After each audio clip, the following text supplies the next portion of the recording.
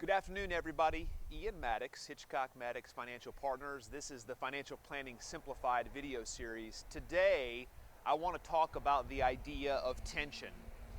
If you take a bottle of oil and water, they will separate. If you shake them up, they will start to blend, but not really. There's this kind of tension going on inside of that bottle. And this is a conversation that we've had with clients over the last 4, 5, 6 weeks. We are, a couple of months into a new year. We have new leadership in Washington. We have conversations about new policy going on. We have markets doing what they're doing, the economy doing what it's doing. There's a lot of tension. There's this sense of inflection point right now. And I think this is important for all of you that are watching this video to consider when you are thinking about financial decisions, when you're thinking about your financial plan, when you're thinking about your family, your business, whatever it might be. And this is the conversation we're having, is that in many ways, there are positive things happening right now that are productive. They're motivating to the economy. But then there's also some things that potentially could come on the backside of that would slow down economic growth, that could potentially put a weight on the markets. And I'm not going to get into forecasting or prognostication. That's very difficult for anybody to do.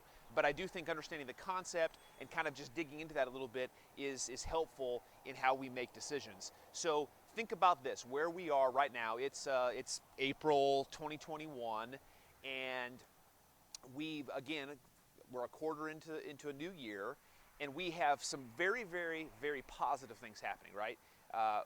We have COVID that seems to be declining globally.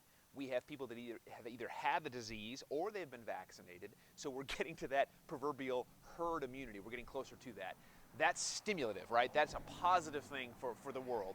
We also have, at least here in the United States, we have trillions of dollars that have been pumped into the economy. Now that's a mixed bag. You guys know that, right? So we're pumping stimulus into the economy to keep things moving, and that's good short term. All right, now on the flip side of that, let's come on the reverse side. So here's this tension. So that's water on one side, here's the oil, is that some of the policies that we're seeing from leadership coming down the pike, or potentially coming down the pike, would lead us to believe that taxes may be going up, right? That's one thing. And the flip side of this stimulus, obviously, is that this is debt. This is money that's owed, right? I mean, we're adding to the federal budget. We also have policies that may raise taxes, right? That can be a weight on the economy, on the markets. And so right now, when I use the word inflection point, that's just kind of like we've shook up the bottle, and now we're going to see how this kind of settles out.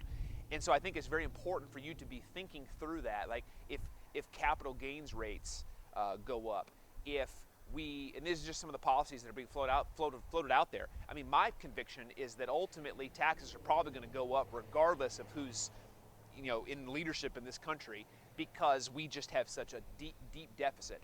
But short term, I think things are positive. Trillions of dollars, COVID kind of going away, that's beneficial. We all kind of feel that. There's this sense of levity a little bit. But as we get 9 months down the road, 12 months down the road, the reality of accounting will set in.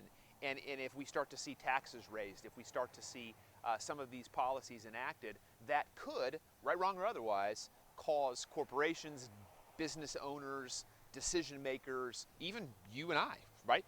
Family members, families, think through how they spend their money, how it impacts their paychecks.